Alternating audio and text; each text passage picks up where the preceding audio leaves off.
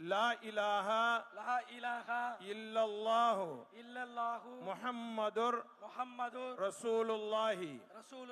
அல்லாஹும்ம ஸல்லி அலா முஹம்மதின் வ அலா ஆலி முஹம்மதின் வ பாரிக் வ சல்லிம் அலைஹி اللهم لك صمت وبك آمنت وعليك توكلت وعلى رزقك أفطرت فتقبل مني يا الله உனக்காகவே நோன்பு நோற்றோம்